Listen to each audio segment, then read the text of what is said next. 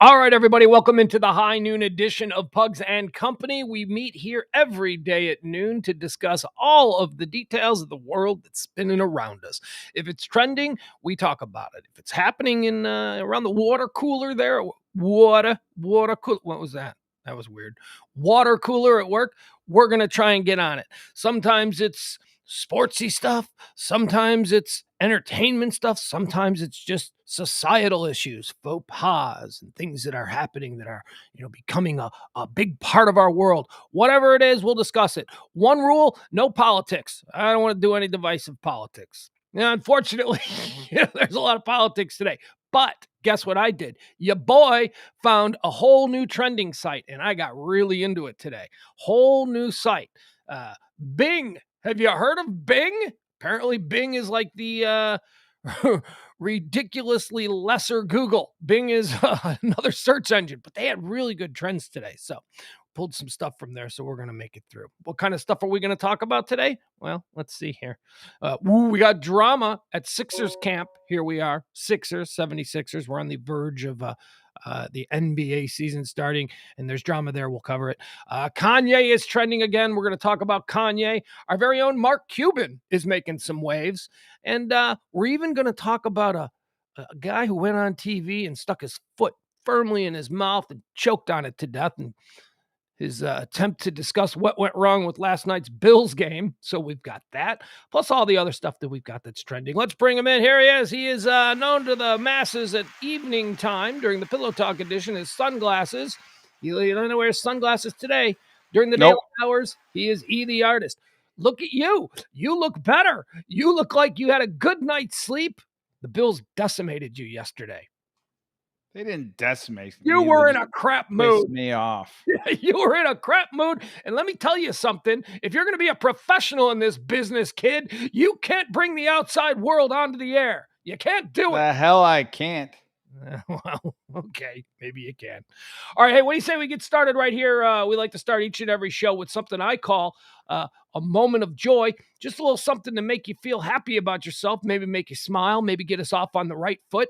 A moment of joy is designed as a attitude adjuster, if you will. Now, here's something that I talked about last night. I mentioned this last night, the boyfriend that got back at his girlfriend. But looking at the chat room and looking at the people who participate yesterday, the nighttime audience is markedly different from the daytime audience. There are people in the daytime. There's a little bit of crossover, and we appreciate you for that. But last night at the end of the show, I talked about a boyfriend who I misrepresented. Maybe this takes on a bit darker tone now. I represented it last night as a guy who got dumped and then played a prank on the girl that dumped him.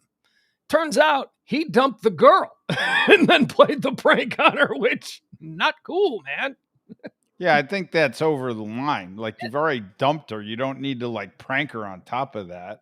I believe the kids call that a dick move. A dick move is what this is. So let me give you a little rundown on it. It's down in Australia. This is off an Australian newscast. It'll still make you laugh, though. It's still pretty funny. Oh, did you hear that? That was a little bit of baked potato from this morning. My apologies. By the way, this potato diet is not going well.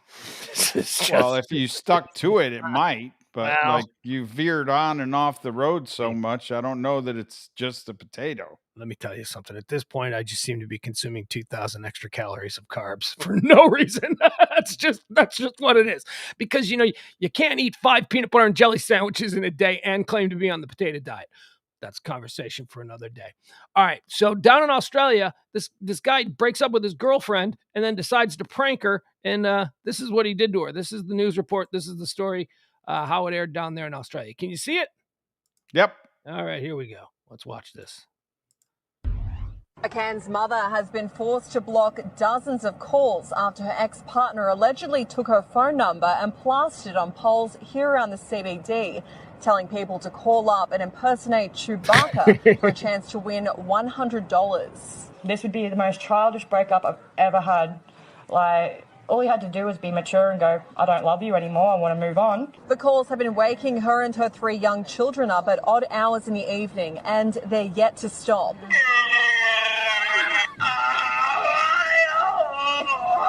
I I won $500. McCain's mother has been forced to block dozens. There you go. She has 3 kids too. Boy, that is a dick move.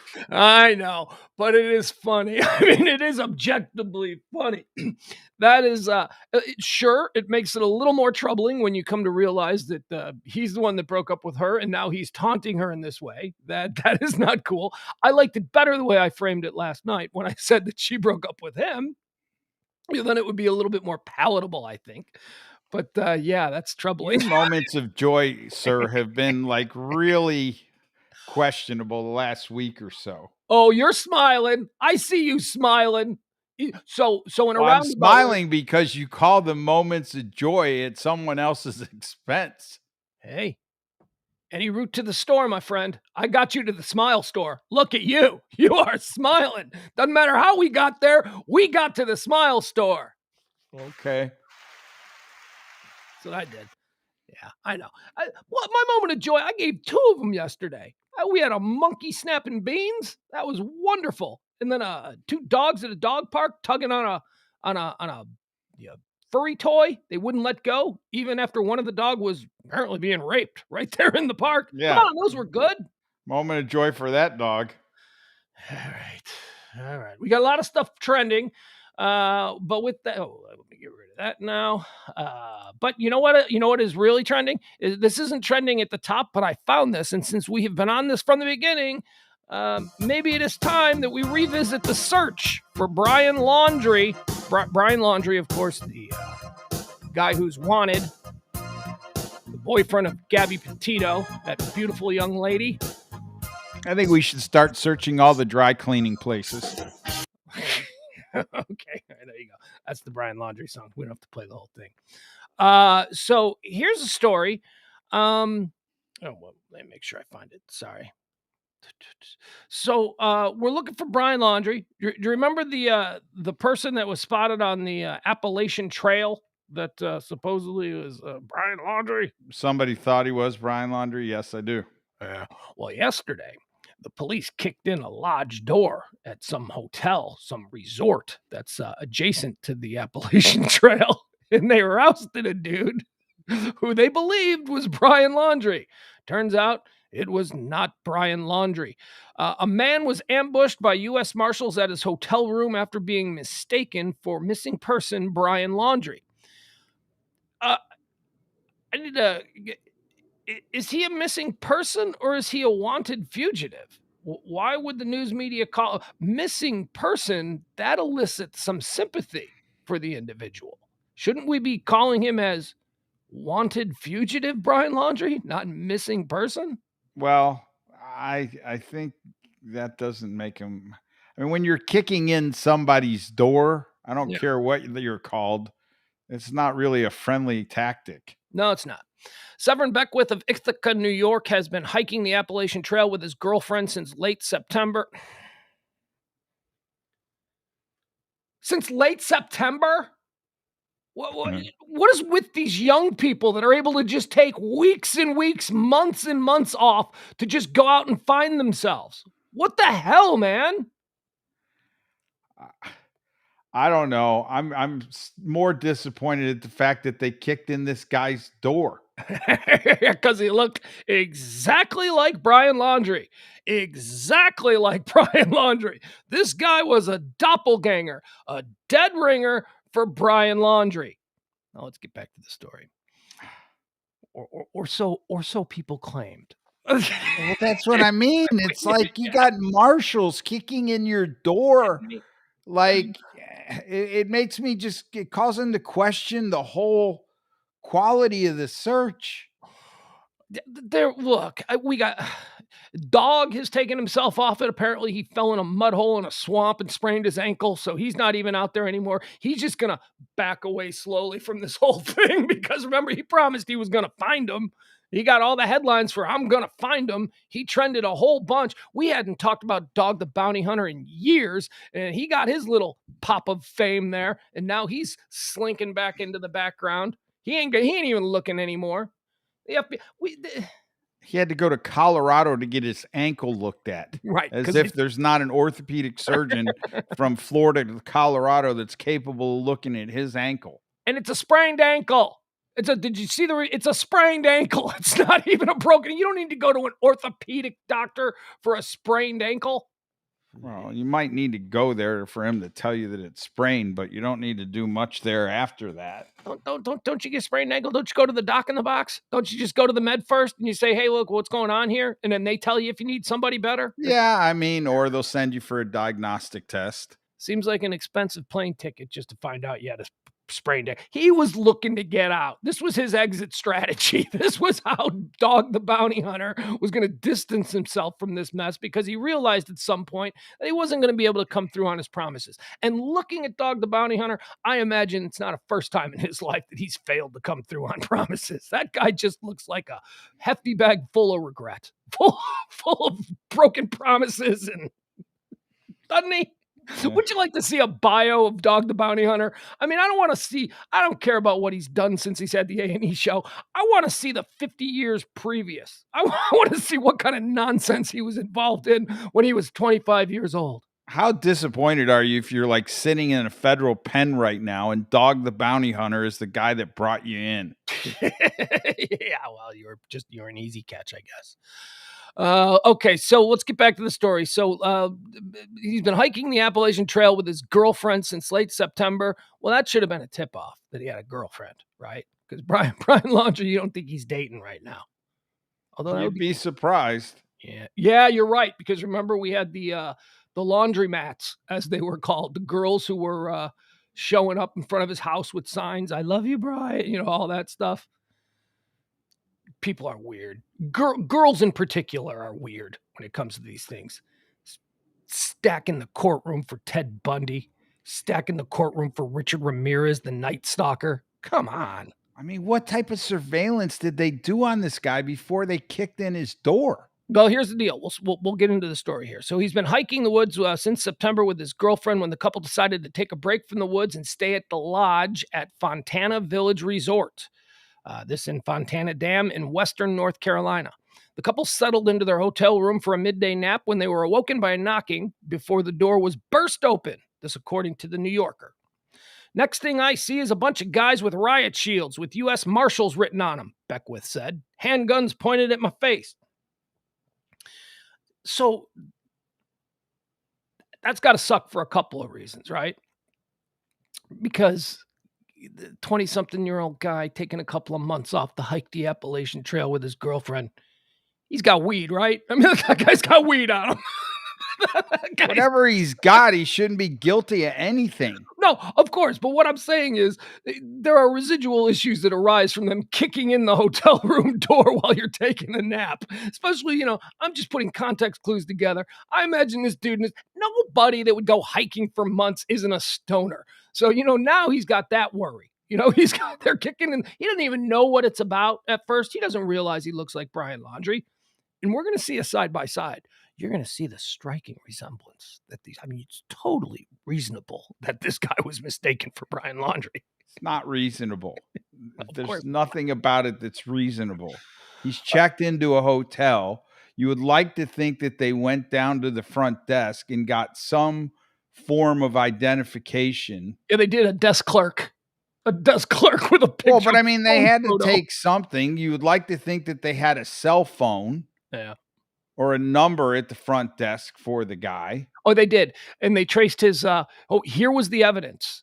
A picture that the front desk clerk took that looked strikingly like Brian Laundrie, and a New York credit card. A credit card that was based in New York. Gotta be him. That's it. Because only 2 people live in New York. Only 2 people have credit cards from banks in New York. Well, but you would think you could have that credit card history back to the time when he was in Utah, or Brian Laundrie was in Utah. It's not like he just got the credit card. You could think you could track the cell phone back to the time he was in Utah and see if there were calls being made then, charges being made then. It's not even the same name. It's a totally different name. All you have to do is look at the name on the credit card and see if that's a real person.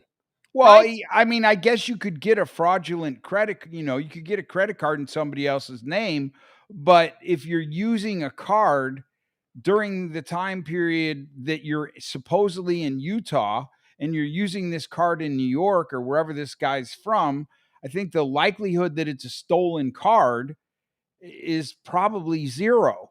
So here's how I would think they would do it. Okay, so marshals show up at the resort. They look at the picture from the front desk clerk. Then they find the credit card with the name of this guy, Sebin, whatever. They're U.S. Marshals. They can then see the name of Sebin, whatever. They can check to see, is this a real person, and pull up like a DMV photo or something of them and go, oh yeah, that's the same person is on the name, same person is in the photo, but it's not, it's just a different person. I mean, why didn't they do that before they kicked in the door? I mean, there's so much they could do. Like, I mean, it just sounds like Bubba. Yeah. Well, North Carolina, they're looking to be heroes down there. They thought they cracked the case. This is a career-making case for whoever the agent in charge is. Yeah, and God forbid they run in and a gun goes off, or the guy pulls a gun. Yeah, because he's like being invaded by people with no idea, and here we go. Well, except they had shields that said U.S. Marshals. That's why it says that on the sheet. I don't care if they had shields that said. Well, yeah, I get it. I get it, but it's not like they were undercover kicking in the door. I mean, they were pretty. Anyway, let's get back to the story. He says, next thing I see is a bunch of guys with riot shields with U.S. Marshals written on them, Beckwith said. Handguns pointed at me and my girlfriend's face. He added that he still was in his underwear when he was handcuffed and taken into the hallway. Well, that's humiliation.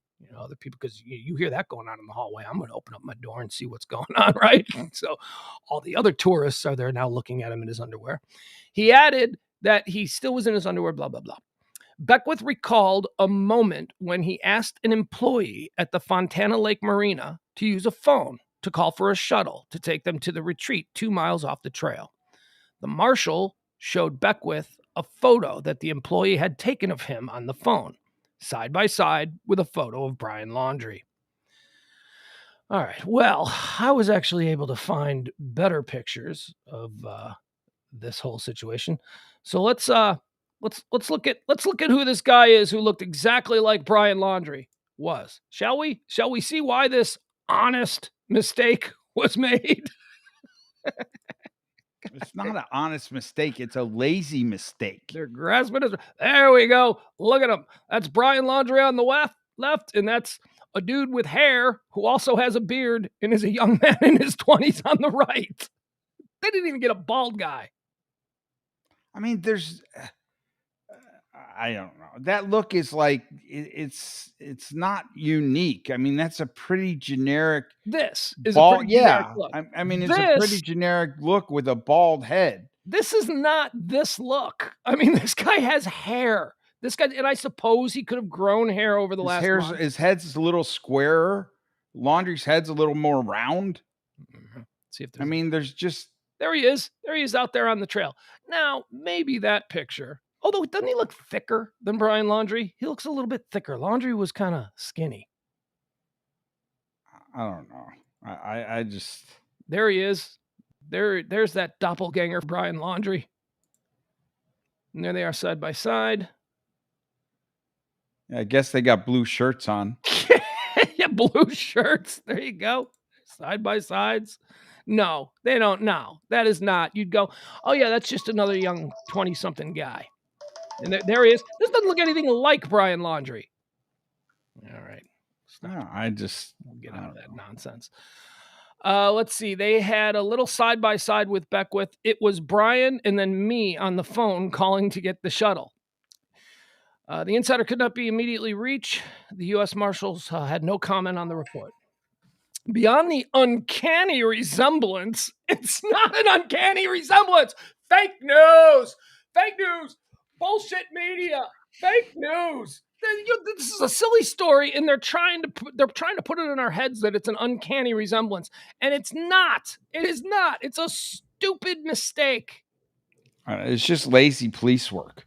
That's what it is. Beckwith said there were more details that convinced the marshals that he could be Laundrie. He said one marshal touched the side of his head and noticed that he had a notch in the upper part of my inner ear, just like his. Beckwith added that he and his girlfriend, both from New York like Petito, booked their hotel with a credit card linked to their New York addresses. Quoting now, which I guess was good enough motive to come in, he said. No, it's not. Dummies. Come on. Well, they're both from New York. There's a lot of people from New York. Well, so I mean, so just I don't know. A couple of big key factors that they probably could have eliminated him as Laundrie from the very beginning. Beckwith didn't have the tattoos on his hands that Laundrie had.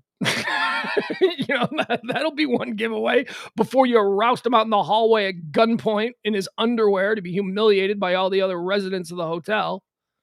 Yeah, I mean, it's amazing how they can go in and bust through this guy's door, because now all of a sudden they got a warrant out for Brian Laundrie for credit card fraud.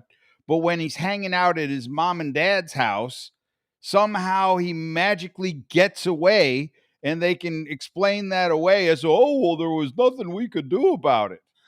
The police,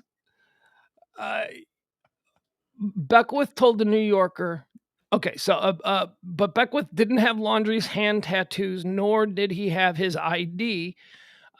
He said the marshals took his fingerprints and suggested that he shave his beard to avoid future encounters like this. So here's the thing. Oh, so Brian Laundrie is not capable of shaving his beard? Right. But it's also like the cops had to almost immediately know that they didn't have the right guy. I mean, the hand tattoo would be the first giveaway. But then they decided to double down on it and just ignore the fact that he doesn't look anything like him and live in this fantasy world where he looks exactly like him. So they give him the hot tip of getting rid of the beard. You should shave your beard. I love this quote, though. This shows this Beckwith dude has a good sense of humor about it. Beckwith told the New Yorker that he immediately regretted shaving his beard because I have much less of a chin than Laundrie does. That's a reason a lot of us dudes shave our chin. I have always feared that I have a weak chin, so you can shave your beard in a way that makes it look like you have a chin. So a lot of dudes, it turns out that I actually do have a chin, because when you look at people who don't have chins, you're like, oh, that's what they mean when you're called chinless. But I purposely grow it a little bit longer at the base just so that the face is more angular. I had a girl that I was dating who suggested that a few years ago. She was a fashion girl, so she knew everything. But it works. Look at me with my chin. All this tells me is, if I'm Brian Laundrie, I am like dancing wherever I am. Like, these guys are so far away from reality of where I'm at. Like, they have nothing going. They got no hot leads, nothing. Yeah. I mean, to make this mistake and that's all you got after however many weeks he's been gone. I mean, we're talking about the U.S. Marshals. They're connected to other U.S. Marshals in all other states. And This is where wow. It's not exactly Tommy Lee Jones from The Fugitive. This is not exactly the way it's playing out in real life, as the kids. I mean, this guy's probably never going to be found. No. He will be found. He's either dead and the body remains will eventually be stumbled across, or he'll be found. He's going to make some dumb mistake. It'll be like a Whitey Bulger thing. We'll find him in 50 years and no one will care. No one will remember the story. You know what I mean? He'll go to jail. I don't know. I've lost interest in this. I really have. I can't. This really fires me up. It gets me pissed. So you go in the opposite. You're more engaged. I'm just like, ugh. I don't know that I'm more engaged. I feel like I'm more lost now. Like, I've lost hope. The thing I thought they maybe had something cooking, but if you bust in a guy's door and you're the U.S., like, okay, I would get it if hotel security, somebody thought, oh, we got Brian Laundrie in there, we're going to go make a citizen's arrest. Okay, but we're not talking about a citizen's arrest here. We're talking about the U.S. Marshals. Right. Yeah. Well, I wouldn't want to pull a citizen's arrest on Brian Laundrie. Well, but that would be more explainable for a mistaken identity. Yeah. What are you going to do?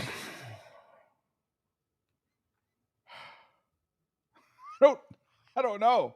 Like if I'm Gabby Petito's parents, I'm going, oh my God. We got like Barney Fife on the job. The thing that upsets me the most about this is that we do not have an ending for the movie. We don't have an ending. I want to see this movie, and I don't think we ever are because there isn't an ending. But there is an ending to this bit, and that's your Brian Laundrie update for Tuesday, October the 19th, in the year of our Lord, 2021. Okay, there you go. Also trending today, because that's what we do here on the show. This is okay. So we are on the eve of the NBA season. We here in Dallas are very excited about the prospects of our lovely Mavericks. Mark Cuban is trending, but first, let's get into some other NBA news.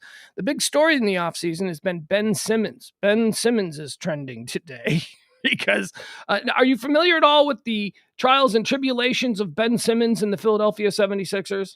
Yeah, he is a horrible free throw shooter. Yeah. So much so that he was underneath the basket and could have made a layup, but decided to pass it to his teammate. So he was afraid that if he got fouled, he'd go to the line and have to shoot free throws.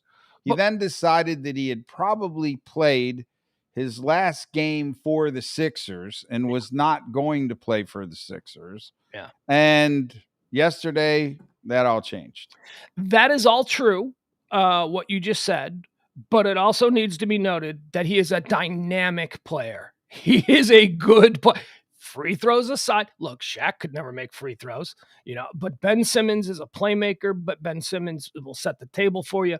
Ben Simmons is a valuable basketball player. And one of the reasons that the Philadelphia 76ers have been such a great disappointment over the last couple of years, because that's a team that's pretty much loaded. I mean, from their coach, Doc Rivers, Joel Embiid, they are a team that has been threatening in the East for a number of years now. And last year, all the shit fell on the lap of Ben Simmons. Everybody got pissed at him because of what you just described. He held out all year. He demanded a trade, wanted to go somewhere else. I think his personal worth of what he was going to get, in a trade didn't match what the rest of the NBA wanted, because obviously this guy has some issues, some mental issues. Whether it's he's just a dick to be around or he's got the yips. I mean, I think it's a little bit of both. Probably, yes. He's probably not handling his yips well. And, this is he's a young player. He's got plenty. We're not talking about Marcel Fultz, right? We're not talking about a player who was drafted number 1 overall and then turned out to be a complete bust. That's another little piece of recent 76ers history. But I mean, this is a guy who's a player. He can play. He's just going through something and he's not handling it well. So as you said yesterday, he finally ended his holdout, or was it a holdout? I guess it was a holdout. I'm really not as up on that as maybe I should be. But he returned to practice. Yay! Everyone's rejoicing. We've got the team back together, and Ben's gonna be fantastic this year. He's gotten over his issues. He's got a good attitude. That was the press release that came out just a couple of days ago, that his head's never been in a better place. Blah blah blah. So today was his first practice back at Sixers camp, and he's been kicked out of camp by Doc Rivers and suspended by the team. What a dick. How did that happen already? What did he do? Well, now this story, it broke about 15 minutes before we went on the air. So I'd been following it up until we signed on here. And initially there were very few details other than the report from the Sixers was that he was kicked out for not being engaged with his team. And then when he was engaged, he was being combative with the team. So he's just being an asshole. He's just an asshole. Then reports came out that he was carrying his phone in his hand while he was on the court practicing. And that is what set Doc Rivers off. Doc Rivers demanded he put the phone down. He wouldn't put the phone down, and all hell broke loose. Look, Sounds to me like he was trying to get kicked off. It certainly sounds like he isn't over whatever the emotional situation he's going through is. It doesn't sound like he's in. Press releases are such bullshit, especially when they're put out by a PR firm handled by the person who is under the microscope. His head is in a great space. He's excited to be back with the team, and he's 100% dedicated to winning a championship for the great fans of the city of Philadelphia. Practice one, kicked out and gone. So there is something new that came across, though, regarding this whole thing that I wanted to share with you, because Joel Embiid has recently spoken within the last few minutes. After practice, they go and they have to sit in front, especially not every practice. He just needs to whip his ass. As big as he is, he just needs to go stomp on him. Well, tell me how you think this is sounding for oh, wait a second. Now, like if you were a teammate of that guy, at some point. Hold on. Let's see if we can do this. All right. Yeah, this is new audio from Joel Embiid regarding Ben Simmons and what happened at court today. Now, here you go. I have not seen this yet, but I just saw that he's making a statement on Ben Simmons. All right. Here we go. Joel Embiid, who is a true baller in every sense of the NBA. Here we go. Joel Embiid on Ben Simmons suspended by the 76ers for conduct detrimental to the team. Here we go. At this point, I don't care about that man, honestly. He does whatever he wants. That's not my job. That's those guys' jobs. I'm only focused on trying to make the team better, win some games, play hard every night, try to lead, the guys that we have here. And I'm sure they feel the same way because, our chemistry has been excellent. Despite everything that's been happening in the last few months, like I said, I don't really care. Okay, so the first thing he says seems pretty bad. Joel Embiid is the uncontested king of this team. He is the boss. So when the boss comes on, the first thing that he says about you is, "I don't really care about that man." And at this point, I don't care about that man. That's not good. That does not bode well moving forward for Ben Simmons. It doesn't sound like he's going to be a 76er. No, it really doesn't. Yeah, it really. What was the other thing that he said? He was quoted as saying, "Nothing has really changed." So, we're right back to where we were a week ago when he was demanding trades to only teams that are in the hunt for a title. This dude needs to be traded to, I don't know. I'm trying to think of who is the worst. The Detroit Lions. Yes, the New York Jets or the Detroit Lions. There you go. Turn him into a tight end. He might make that. All right. Very, very excited about the NBA.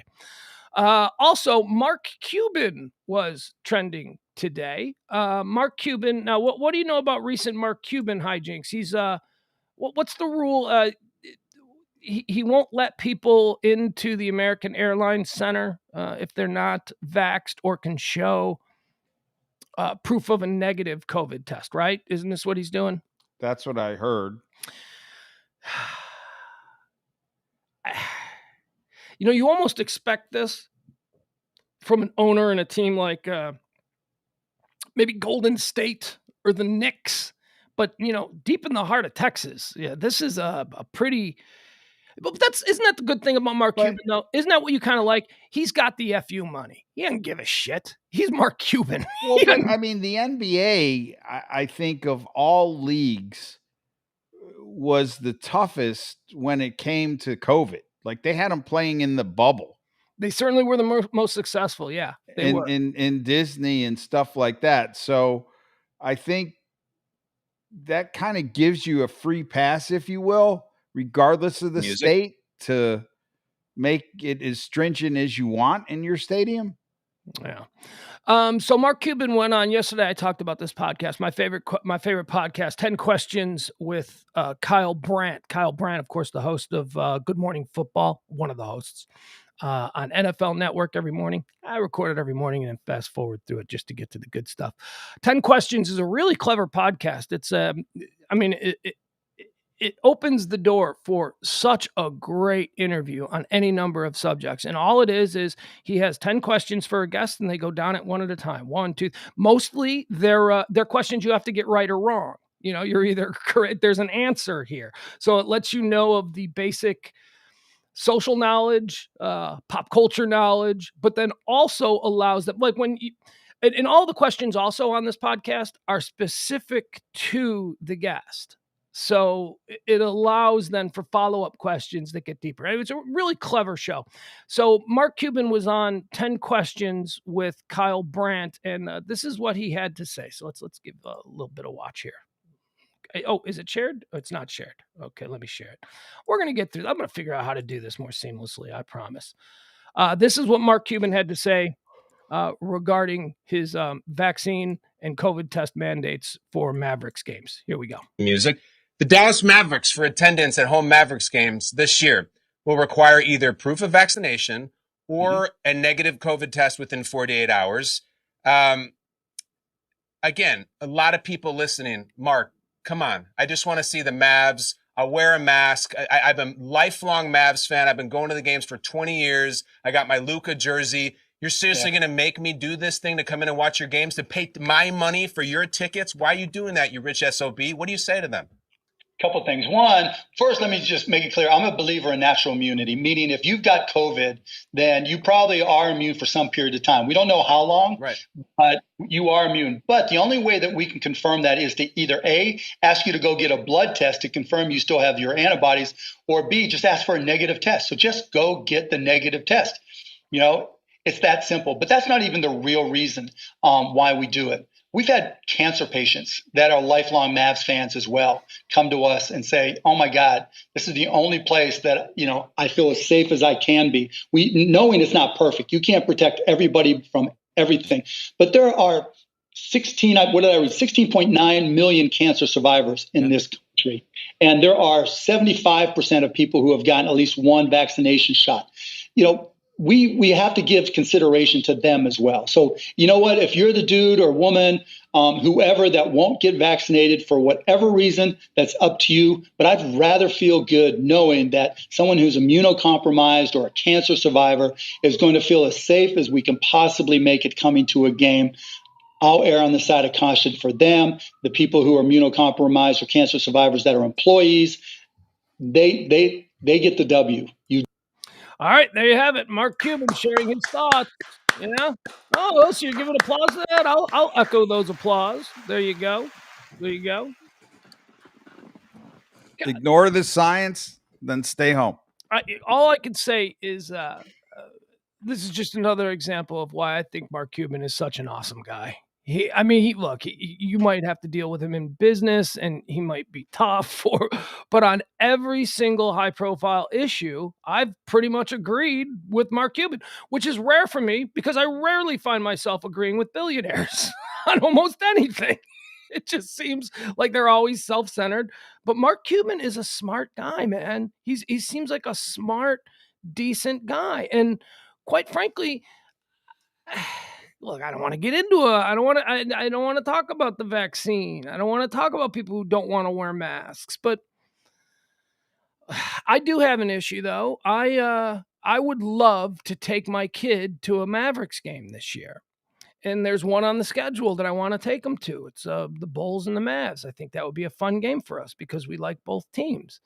But my kid is 12 years old. How does this affect my kid? My kid does not have the vaccine. My kid, I guess, would I have to take him for a test? One of those nose. He's already had one and he hated it, where they stick the thing all the way up your nose. Don't they have an age restriction? Yeah, I think it's 11 though. I think he's old enough to get the vaccine now. I don't know. I have to look into it. But then you go to CVS and you get a test. Dominic got one. Is it that easy? You just go to a CVS and get a test? Or Walgreens. Yeah, how long for the results? Because 24 hours. Okay, all right. So he says you have to have a test in the past 48 hours. So if the game is on a Wednesday, we go on a Monday, we get the results on Tuesday, then we should be inside the window. We should be all right, right? Yeah. Look, inconvenient? Yeah. But so's the pandemic. The pandemic has been incredibly inconvenient these past going on 2 years now. So, I don't know. But there's nothing to know. If you get the vaccine, you don't have to worry about it. If you don't want the vaccine, you got to get tested. I mean, those are pretty simple rules. Here's a situation. The last show that we're going to be doing of this week is going to be Thursday's daytime show.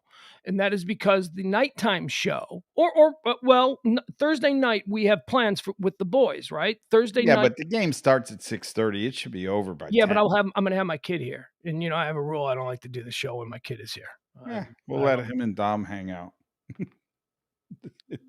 Yeah, right. Like that. Like that. The house. Well, it'll be fun to do the show as the house is burning down. Yeah. Yeah.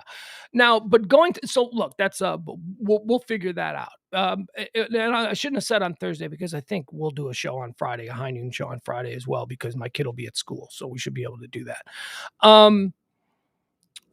I have concerns about going to this game. We're going to the SMU Temple. No, SMU. Why do you have concerns? You're vaccinated. Yeah, he's not. He's not. He's not vaccinated when he's at school. No, but he wears a mask at school. Well, you can wear a mask to the game. Yeah.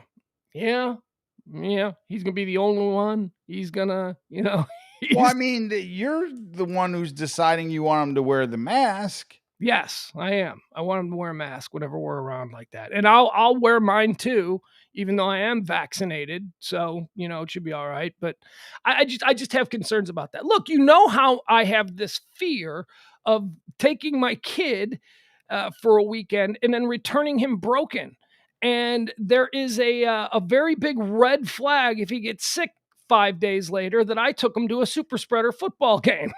I mean, he goes to football games already. No, not like this. No, he's never. He plays on a football field. He doesn't sit in stands.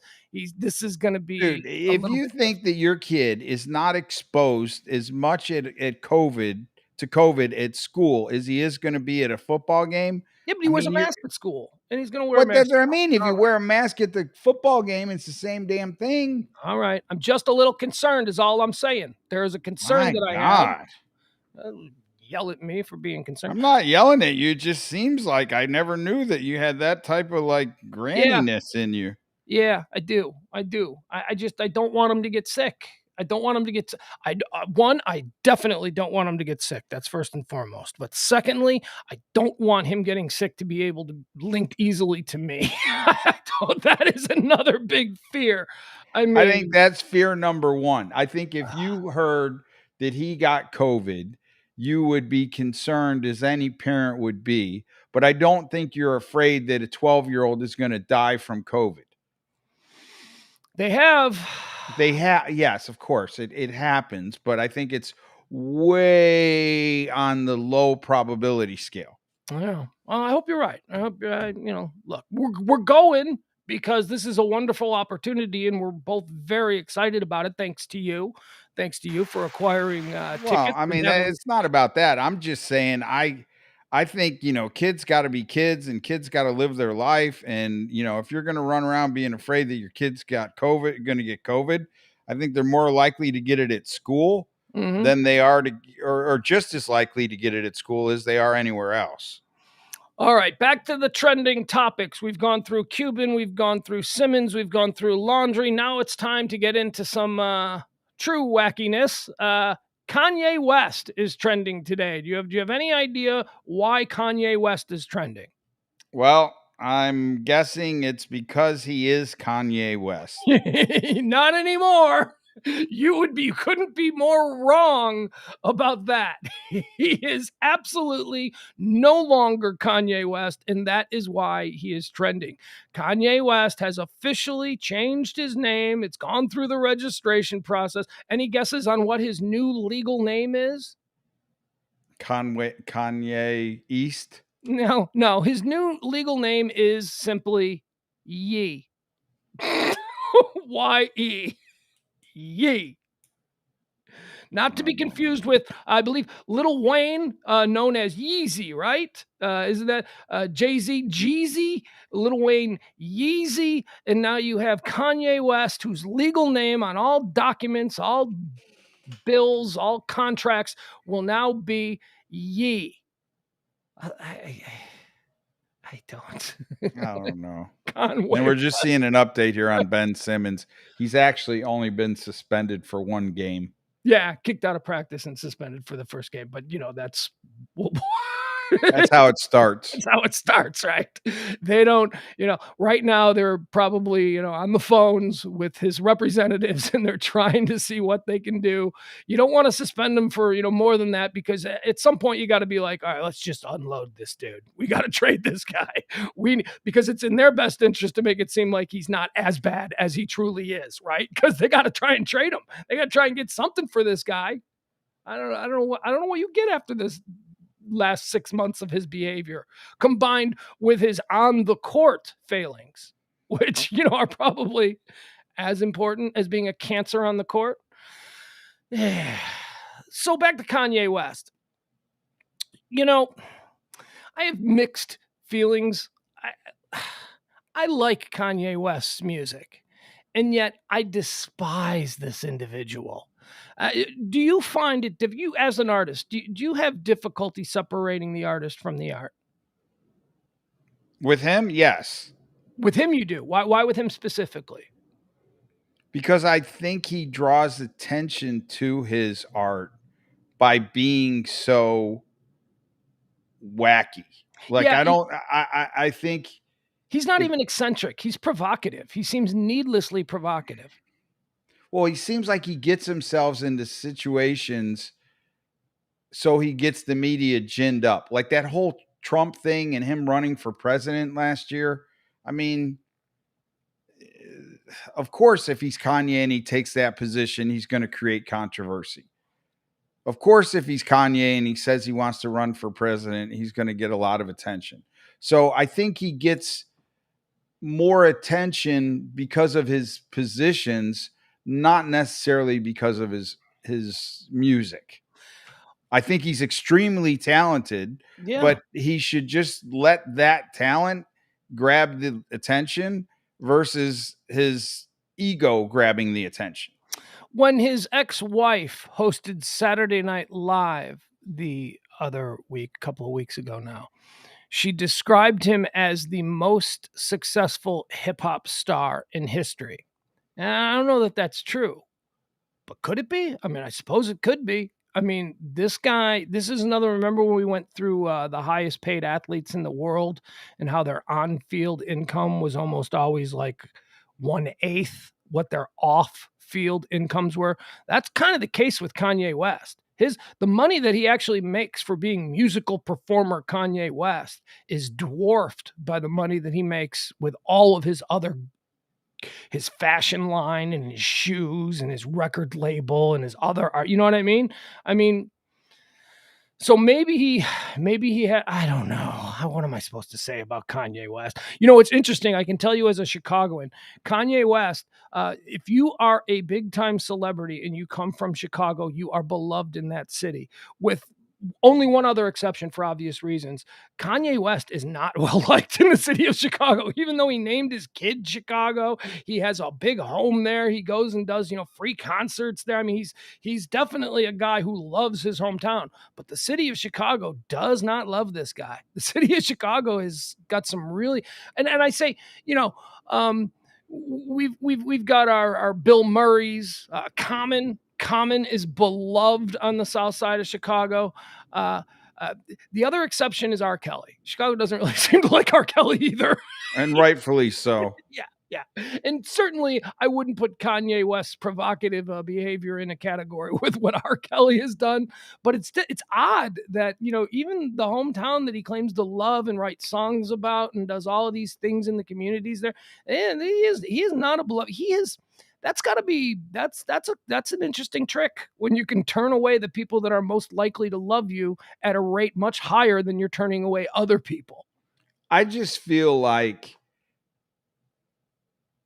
I can't name a Kanye West not that I'm an authority on this, piece of art, like song or something he's done artistically over the last couple years. Whereas I can think of about 3 or 4 different media attention grabbing things that he's done. And I think that's, in my mind, lessening his brand. Well, in your mind, and also I share that with you. I can't name off the top of my head a piece of Kanye West music from the past 5 years. However, we are 2 white men who like rock and roll who are in our 50s. We still listen to music on the radio. When we hear a song, a new song that we like, we listen to it on the radio. Kanye West's audience, they get his songs online. They download it. They get it from, the different music sites. But why wouldn't they cross over to radio? Doesn't need radio. Well, I know, but why wouldn't radio want to play it? Because you are listening, because you don't want to hear it on the radio. If you look around at the future of formats in radio over the next few years, and it's been happening now for about a decade, you see less and less modern relevant music, and you see more and more classic rock, sports talk, angry white man talk. They understand radio, and I speak to this from a bit of a position of informed. But it doesn't come up on my Spotify playlist. I've got rap on my Spotify playlist. Yeah, because it's a different category of rap. It's more, to say that we don't know his music doesn't mean that he hasn't had. He did over the summer. He toured football stadiums, 100,000 people packing into football stadiums to listen to him press play on a boombox, just to listen to his new release. A record release party was drawing 100,000 paid people.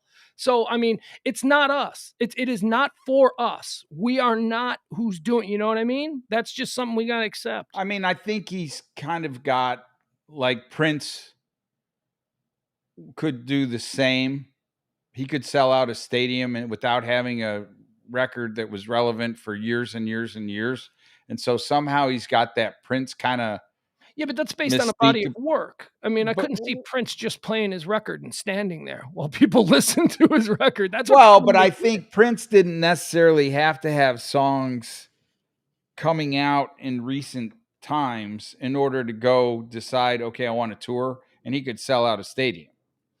There was this kind of like Prince, the artist formerly known as Prince. He kind of did the same thing with the name. I don't know. You're trying to figure it out because we are older white men and this is not for us. That's all. We just got to let it roll off our backs. That's what it is. This is not for us. It's not for us to understand. We can take the 30,000 foot view of it and take pot shots because we don't understand and have some fun with it. But ultimately, he doesn't give a rat's ass what we think. We are not at all who he's trying to get money out of. And I've always said this regarding the art versus the artist. 'Tis a fine line between inspired creative genius, and just a whack job. And, oftentimes these inspired creative geniuses are geniuses because their brains don't work the way the rest of our brains work. That seems like a fairly easy thing to understand, right? I do get that. I can just think of some other people that I think are equally as talented that don't seem like they're going out to grab media attention with non-artistic issues. Yeah, but that's the world we live in now. The world it used to be 30 years ago, if you wanted media attention, you had to go hat in hand to the media and give them an interview. And maybe you drop something provocative in the interview, and that's how it would get shared and people would talk. Don't have to do that anymore, man. All he needs is a Twitter handle. Yeah, okay, I'll say like Snoop Dogg. Mm-hmm. He doesn't find himself in the middle of this nonsense. But Snoop Dogg is 15 years older than Kanye and comes from the other generation.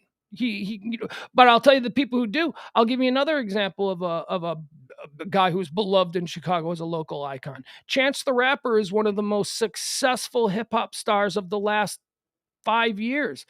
I can't name a Chance the Rapper song, but I follow him on Twitter. Justin Bieber, I've heard a few. Yeah, but also Bieber's he's kind of old school. But Justin Bieber, well, no, he broke on YouTube. I don't know. Look, we're not going to figure it out. Like I said, this is not for us to figure out. This is something. The music my kid loves are people I have never heard of. And my kid doesn't listen to radio. My kid is a music freak, which I love about him because he's changing his name to Ye. He's changing his name to Ye for whatever reason. Ye I don't or know. Ye? Ye, Y-E. His name is Kanye. It's K-A-N-Y-E. He has dropped the K-A-N and the West, and he is simply the singular Ye from this point forward. There you go. Let's see. Also, Meghan McCain is trending today. Meghan McCain, we may remember her as the daughter of American hero John McCain and former host of The View. She was always the one that got pounded on The View. The old ladies used to beat the snot out of her every single day. She finally had enough of it. She had herself a baby, and now she's no longer on The View. And she is giving an interview talking about how ever since having baby Liberty, oh God, Liberty, this chick tries way too hard. It's like, I hate Meghan McCain. I really do. And I love her dad. I loved her dad. I've always loved her dad. I loved her dad when he ran against Obama. I was on the air. Everybody else on the show was all for Obama. And I'm like, I don't know, man. That dude deserves a shot at the presidency. He was in a tiger cage for 7 years for his country. I think we need to listen to what that dude has to say. So I've always loved John McCain.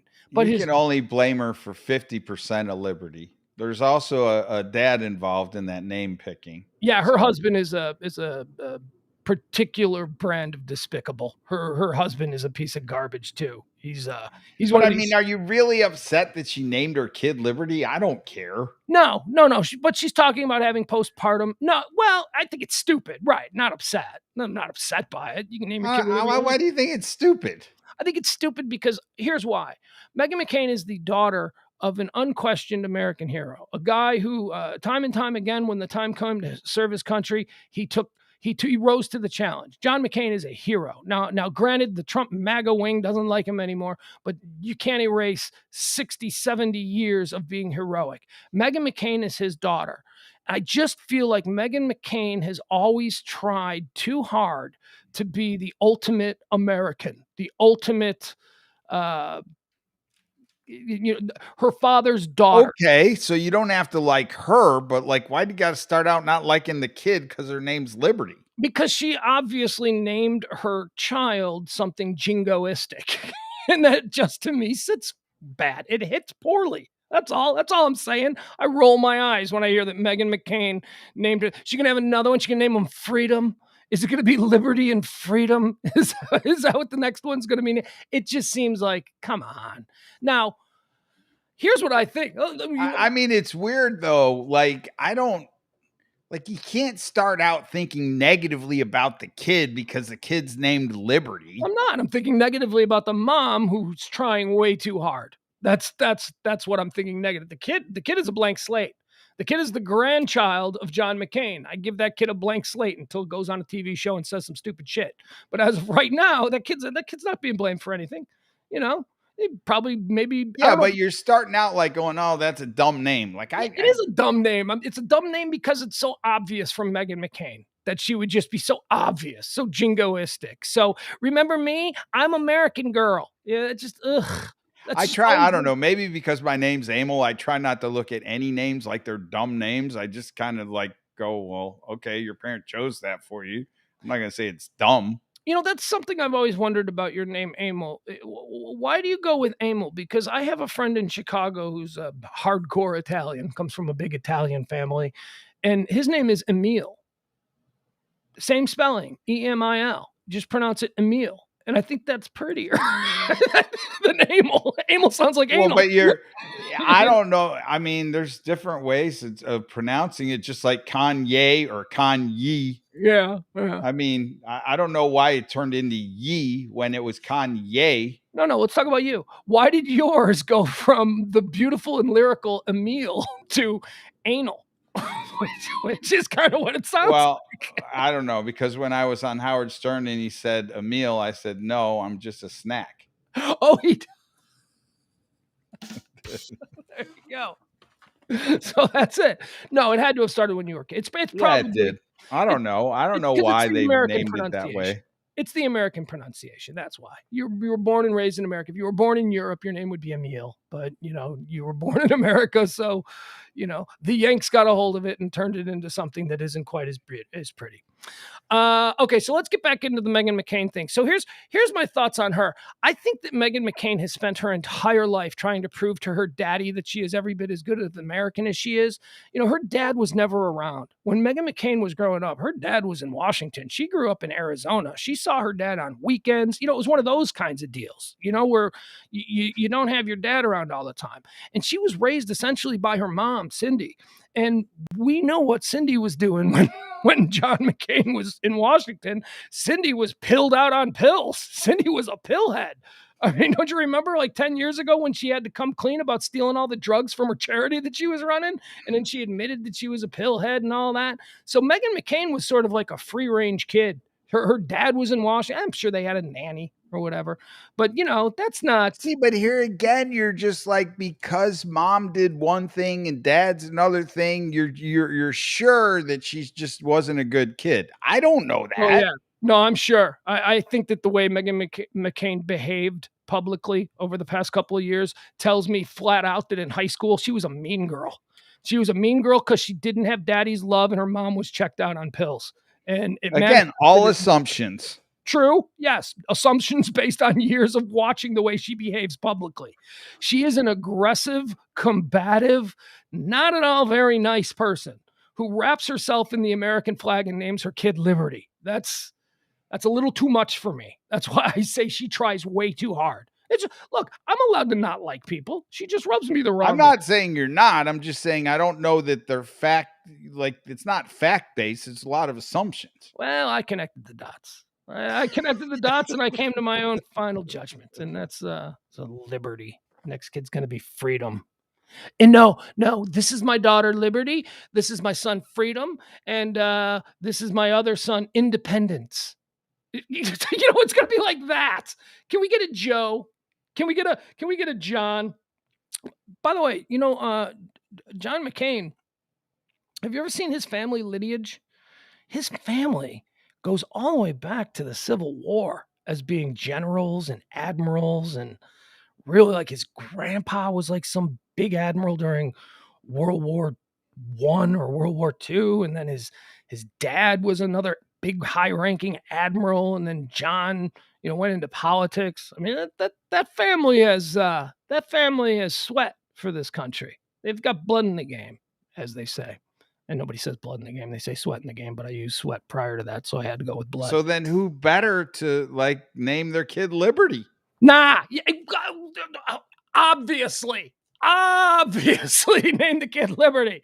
I would like to. John McCain has a son who's a military officer, and he stays out of the spotlight, and he just does his job serving his country. I promise you, John McCain's son doesn't have a kid named Independence or Liberty. I bet you he's got a Mark or a Bob or a Jim, because that dude doesn't seem to be trying quite as hard.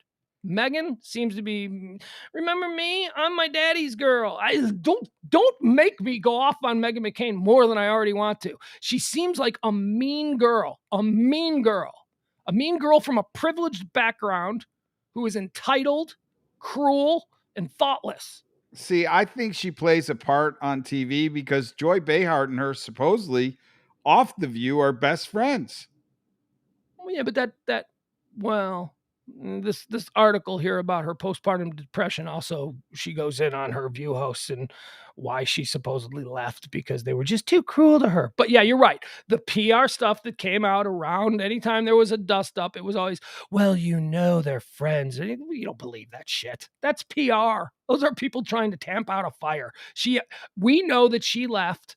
We know that she is now talking shit. So, you can take the PR stuff that came in the wake of dust-ups with a grain of salt. Why are you defending Meghan McCain? I'm not defending her. It just seems like you've got a lot of opinions about her without really facts. Jeff Glenn says, Jeff Glenn, this is my son, apple pie. Yes. This is my son, baseball. My daughter, hot dog.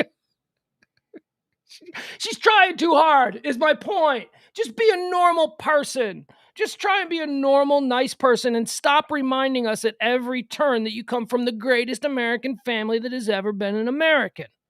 That's all. That's my point. I think she tries, and she seems mean. If she didn't seem mean, I wouldn't have this level of vitriol for her, but she just seems like a mean person. And then knowing that she grew up the daughter of a senator at an elitist school, you just know she was mean. Would you think she was nice? Do you think she was friendly to the new kid? I have no idea. I really She wanted don't. daddy's attention and mom was checked out on pills. I mean, I think she could have been mean. I think at the same time, she could have been nice. I don't know. You think she could have been nice? Do you think it's more probable that Meghan McCain was mean? Or do you think it's more probable that she was nice? I honestly don't have an opinion. I know the role. I do. I know the role she plays on The View. And I find myself a lot of times on the opposite side of that role. But when I see her with her opinions of Trump, I find myself on the same side. Well, she had very little choice in that. If Trump hadn't gone in hard on her father, even after his death, I bet her husband was a Trump guy, Ben Dominic. So, and then he broke bad on father-in-law, and then suddenly they both became, never Trumpers. But I mean, don't you think that her anti-Trump opinions are based more on the fact that he was mean to her daddy than on anything else? She seems like she would be right up the OAN Fox News. If she hadn't been anti-Trump, she'd probably be on Fox News right now. Okay. I mean, I'm not going to argue that. Yeah. But she does seem like somebody. Okay. There are people that a lot of times are just, no matter what, no matter how you say it, no matter what you do, they're always going to be on the left or they're always going to be on the right. And they don't have, even when wronged, they won't go towards the middle. And so I guess maybe I'm feeling a little softer for her because I did see her jump off of that wagon. And that to me makes me think that she's got a little bit more of her own mind to make her own decisions. Look, she's got a lot of years left. She's a young woman, and she's pretty high profile at this young age. Let's see what she does with the rest of her life. I like what Rob Barr says. Rob Barr suggests the name Americus. Now, I like that name. I would actually, that Americus sounds like a good one, but here's the problem. Too foreign sounding for Meghan McCain. That sounds like an immigrant name. She wouldn't go for that. You don't want no immigrants, even though she's from Arizona, a state that is, basically built by immigrants. All right, we will digress on this. Aren't all of our states built by immigrants? Yeah, yes, yeah. Right, but more specifically, yes, the Arizona. Yeah, I absolutely agree with what you are saying there. But Arizona, come on, it's a border state. It's, it's like they're. All right, let's move on now. Something a little bit more lighthearted, something that, I say lighthearted, but it was very controversial. So Aaron Sorkin is somebody that I have a love-hate relationship with. Aaron Sorkin is a brilliant writer, an absolutely wonderful screenwriter, television creator, film writer.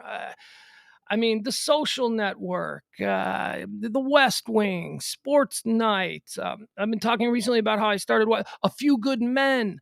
Aaron Sorkin is one of the great writers of dialogue that the entertainment world has known in the last 50 years. And he's fantastic. But I have a love-hate relationship with him because a lot of his dialogue tends to swerve into the idealistic pie-in-the-sky view of the world, which I call I call a certain, now I consider myself a moderate left-leaning liberal, right? I proudly proclaim myself that I'm a liberal, but I'm a moderate liberal. I'm not, burning up SUV dealerships because I think that they're an affront against the environmental movement.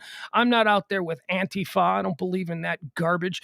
But I am somebody who believes in humanity, and because of that, I tend to lean on the side of the individual, which is unfortunately in this day and age makes you a libtard. Which, okay, I guess I own that.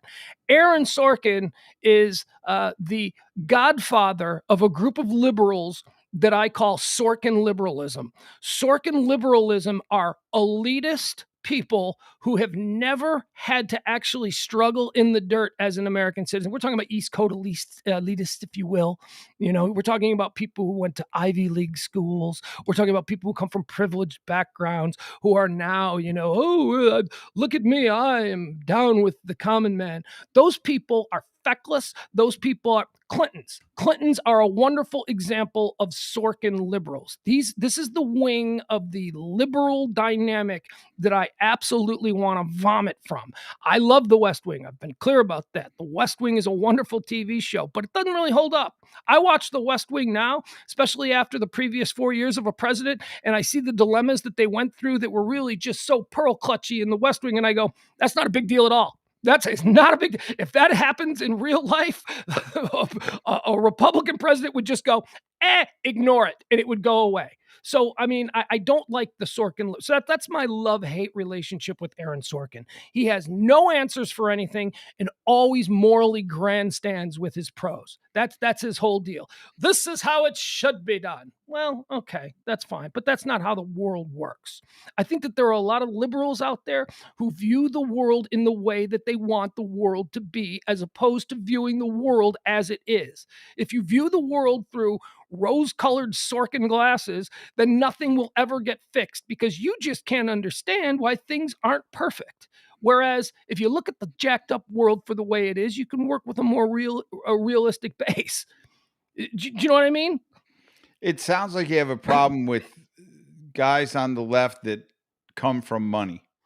No, that's not it. But that is a big portion. A privilege is a big portion of the people that I consider to be Sorkin liberals. Yes, privilege. Went to college, live in the suburbs, go to school. But it sounds like they start out behind the eight else. ball with you, if that's where they come from. And then they've got to earn their stripes by showing you somewhere that they're not that guy that you perceive to be.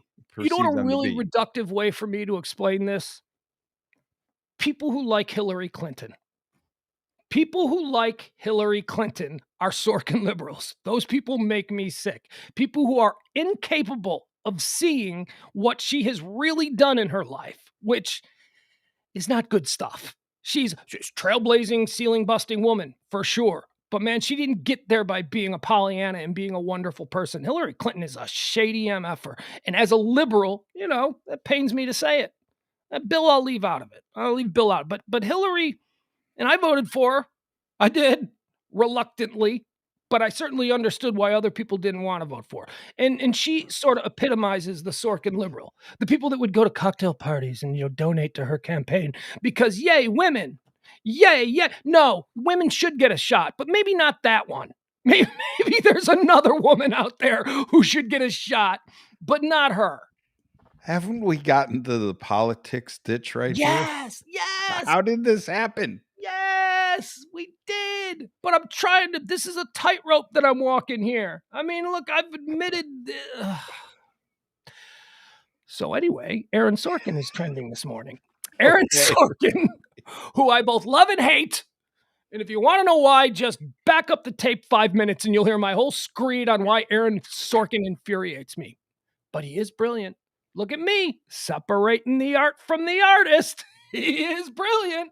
I love the stuff that he puts together. We got driven into the ditch because Meghan McCain named her kid liberal. Apple pie. She named her kid Apple Pie. She named her kid Doggy. She named her kid Labrador Retriever. Look at me. I'm not awful. My dog's name is Labrador Retriever. So Aaron Sorkin is trending because of something that's been in the works for a number of years, and I have been super excited about. I'm super excited about it because there is in no way, shape, or form any avenue for Aaron Sorkin to get idealistically political with this project that he's working on. He has made a movie that is coming out in December. It's going to be a big Christmas release. He has made a movie called, what is the name of the movie? Being the Ricardos. As in Ricky? As in Lucy and Ricky. Aaron Sorkin. Now the reason this has been talked about for a lot of years is because Nicole Kidman is playing Lucille Ball. And a lot of people are like, you get it, which is insane because Nicole Kidman is a fantastic actress and she already has the red hair. So if you're going to cast anybody to play a very complicated individual in Lucille Ball was a super complicated lady. This is not something that we talked about this with Joan Rivers when Sarah Silverman was upset that they cast Katherine Hahn, who's actually a terrific actress, to play another very complicated. Look, simple women don't get movies made about them. You got to be complicated. You've got to have a bunch of layers there. And Lucille Ricardo Ball was she essentially created the entire institution of the situation comedy on her own. And it wasn't just, okay, pretty lady, it's 1960. Go stand in front of that camera and do what the men tell you. Oh, shit, no. That is not how that show ran. That show was Lucy. 100% in charge. Now, all of the behind the scenes paper pushing and all that was done by Ricky Ricardo, who was her husband. Desi Arnaz, who was her husband. Ricky Ricardo is, of course, the name of the character that I Love Lucy. We're talking about I Love Lucy. All right. So, Aaron Sorkin has been working on this passion project of his for a number of years. It's finally gotten a release date. It's going to come out in December. It's going to be a big Christmas release. And, everybody's already saying, because it's Aaron Sorkin and Nicole Kidman, Oscar buzz. So we got the trailer. Should we take a look at how, we'll pull this up. Glad we got this trailer closer to Christmas. Well, this is when the hype starts. Right. We got the Batman trailer for March. Yeah, that's true. Yeah, that's right. All right, so here we are. This is a first look at the initial trailer for Aaron Sorkin's Being the Ricardos, starring Nicole Kidman as Lucille Ball and Javier Bardem as Desi Arnaz. Let's check this out. Can you see it? I can. All right, here we go. I am the biggest asset in the portfolio of the Columbia Broadcasting System. Quiet, please. The biggest asset in the portfolio of Philip Morris Tobacco, Westinghouse. Roll sound. Let's do our show. I get paid a fortune to do exactly what I love doing. They got their money's worth. Pictures up. I work side by side with my husband, who is genuinely impressed by me. And all I have to do to keep it is kill for 36 weeks in a row. All right, let's go. And then do it again next year. You know, I did this show so Desi and I could be together. Ladies and gentlemen, enjoy the show. And action. I had no idea it was going to be a hit.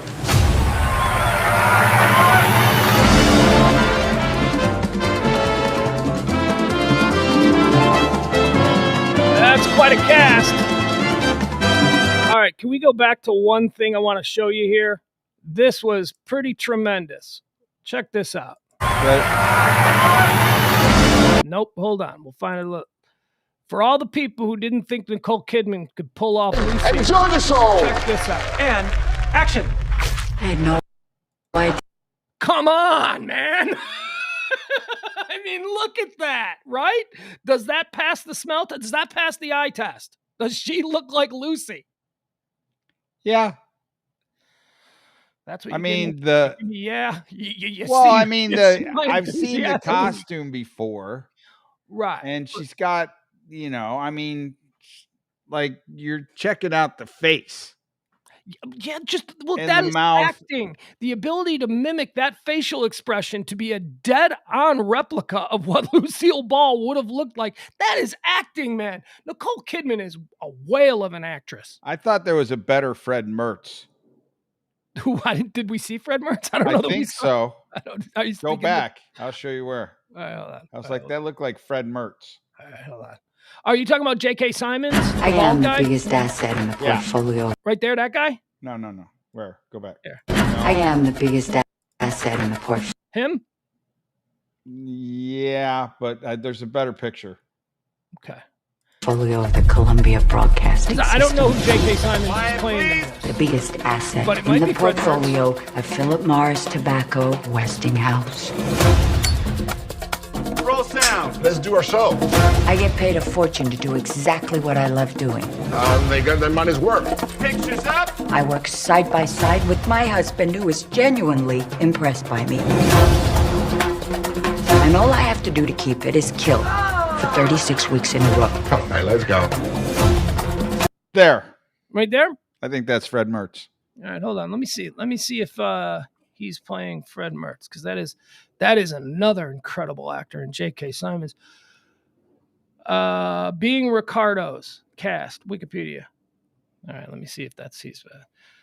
He is, of course, isn't he the Farmers Insurance guy? I think so. That's how I know him. Yeah.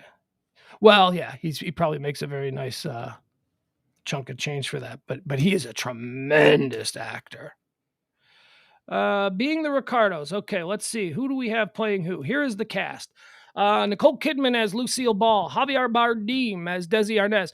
Javier Bardem seems a bit thicker than I remember Desi Arnaz, right? I mean, Desi Arnaz was like a little guy. Yeah, dude, check it out. J.K. Simmons as William Frawley. Look at that. Oh, and Nina Arianda as Vivian Vance. Now, that's interesting because J.K. Simmons and Nina Arianda star together in this season of Goliath, Amazon Prime original programming with the starring Billy Bob Thornton. So that's interesting. Nina Arianda as Vivian Vance. I didn't see her in this. That's great.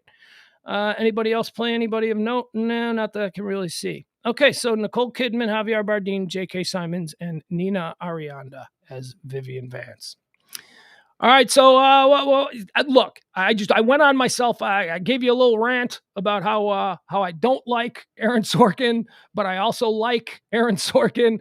That is that's the wheelhouse that I want Aaron Sorkin in. I want Aaron Sorkin using his supreme talents to give me pop culture bubble gum. That's what I want. I mean, do you know anything about the whole I Love Lucy and what was going on there? That's quite a story. Well, I mean, I know that they were husband and wife. The whole reason Lucille Ball was a star. She had some skins on the wall, and she married this band leader. And honestly, this is an apropos equation here. This was Britney Spears marrying Kevin Federline. Ricky Ricardo or Desi Arnaz was a low-level club bongo player. He was not a star. He had a couple of roles in films and all of that stuff, but it's when they hooked up, it was like, what is she doing? She is a superstar, and this guy isn't. Maybe more appropriate to say Roseanne Barr, Tom Arnold, something like that. Okay. And it was because of her and the power that she wielded in the studios that, Desi Arnaz became one of the most powerful men in Hollywood. And Desi Arnaz really did. I mean, there wasn't a television show between 1959 and 1974 that wasn't produced by Desilu. Which was, I mean, you can think of all the shows that you've seen at the end, Desilu Productions. They did everything. And as it turns out, Desi Arnaz was a really good businessman, like really good at like getting paid, getting the money for the content that they were creating. And then his wife was just a genius. His wife was just a genius at being able to entertain people. So it turned out to be a really good match professionally. But personally, it was awful. And the reason that big star Lucille Ball decided to do a television show with her husband was because she needed to keep an eye on him, because he had a million girlfriends. He was out on tour playing different clubs in every city, and she was seeing reports in newspapers about Lucille Ball's husband catting around with this showgirl or that showgirl. So she locked him into a show for like 10 years simply because she didn't trust him. And it was so there's a lot of really No, I was going to say that's a dynamic that maybe we're going to see in the Ricardos. Oh yeah, absolutely. Yeah, without a doubt. I mean, that's going to be a major. But his infidelities and her being heartbroken over and over again, and yet still cranking out the work no matter what, is a very good testament to her legacy, to the kind of woman, the kind of powerful woman she was. I just talked about how maybe a woman deserves to be president, just not Hillary Clinton. Lucille Ball. That was a ball breaker, ceiling busting. I mean, she was really the first ceiling busting woman that I could name, certainly in Hollywood. I don't know of anybody else that had that kind of stroke. I mean, the women were, come on, we're talking about the 1950s, Mad Men. You think anybody ever grabbed Lucy's ass? No, not after 1940. I mean, maybe when she was a Ziegfeld Folly girl, because that's where she started. She started as a showgirl. No, she was a big bat waving badass lady. And I think the male actor though had to be somewhat dominant in all the shows. Because if you think back, Desi kind of, although Lucy was, the star, she was always kind of like afraid of what Ricky would say. And if you think back to the Honeymooners, it was always like, Jackie Gleason that was in charge of the show. He was in charge of everything with the Honeymooners. Yeah, he wielded the big bat. But that was normal. That was normal. Women had no power in television. I mean, whether you're talking about Milton Berle or Jack Benny or Jackie Gleason, these were all singular male stars who carried around the big bat and got whatever they wanted until Lucy showed up. And then suddenly all of these men were like, oh, I guess we got to listen to her because she is the cash cow and everybody loves her. So it was. Yeah, like the name of the show, I Love Lucy, is, I think, the tip of the hat to her as a woman in control. But like, if you think about the way the storylines were written, it still was very much man was in control. Yeah. It was representative of the time. I think of any American household at the time, the man was expected to be portrayed as the breadwinner, and if the woman was entertaining, she was only entertaining because she was a serial fuck up, right? Right. It's like Leave It to Beaver, same thing. The little lady, the little that Lucy, and the name was Lucy because she was the meal ticket. Nobody was going to watch I Married Desi. I mean, nobody gave a shit about Desi. They were tuning in to see Lucy, so you had to put her name in it. Yeah, Kevin points this out as well. Star Trek is as big a monster as Star Trek has been over the past 50 years. That's Desilu. That's Desi and Lucy who got that on the air. But there's many, many other shows, just landmark shows that are all Desilu productions. She took that one show and she turned it into a monster production house. I mean, owned television for 20 years. I remember as recently as the 90s, Lucy was still getting TV shows. There was started out with I Love Lucy. And then after that, there was the Lucille Ball show after she divorced Desi. Then there was, remember the one with Mr. Mooney, where she worked in a bank? Oh, yeah. She hired like all the same people from like Viv was now her friend who worked at the bank with her. And then there was Here's Lucy. I think that was the 90s one. She had like a crap ton of show. Every couple of years, they just come to her, dump a pile of money and go, you want to do another series? And she'd be like, okay. That's my Lucy imitation. Because she chain smoked like a carton of cigarettes. Smoker voice. Oh my God. Hey, have you ever seen the Lucy statue in her hometown? I don't think so. Oh, we gotta show this. This is awesome. This is awesome. Is smoking? No. Here, I'll pull it up. Lucy got a statue in her hometown in I don't know, New Jersey, upstate New York, wherever the hell it is that she's from. And it is. All right. Here, we'll take a look at the Lucy statue. Let's say diehard Lucy fans were not happy with the Lucy statue that was to honor her. Boom, there you go. Wow. It's Eleanor Roosevelt. That's not Lucy. I don't know what that is. That's awful. Now, you are an artist who works on commission for public works from time to time. You do things for communities when they raise money. What do you think that artist? I would be afraid to unveil that. Yeah, look at that. I mean, maybe there's more. Let me see if there's more. Okay, that's a different one. That one looks good. That one looks all right. Is that the same one? No, okay, I'm seeing here now that they replaced the original one with that one. So they went from this Eleanor Roosevelt Lucy mashup. That's a beautiful Eleanor Roosevelt statue. I just don't think that it's so. They replaced that one, which everybody went nuts about, and rightfully so. They replaced that one with that one.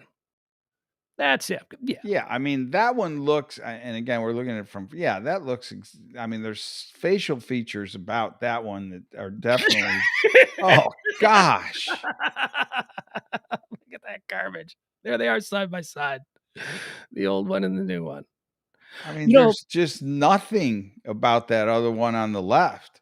That's the other thing, about Lucille Ball, that because my initial introduction to her was when I was 4, 5, watching the reruns on black and white TV in the 1970s as a kid. So, I never really recognized something that is a hard truth about Lucille Ball, and that is she was a smoke show. She was a redheaded bombshell. That was part of her appeal, that she was freaking beautiful. And I had never really recognized that because maybe if I had been in puberty, when I first recognized. Yeah, I think the way they were all dressed up, though, they didn't really show much skin. Like they were kind of, I don't know, the dress of that time period was not really something that, I don't know, made young. Maybe it did. I don't know. It didn't do anything for me though. I think we were just too young, but I bet our dads thought she was hot.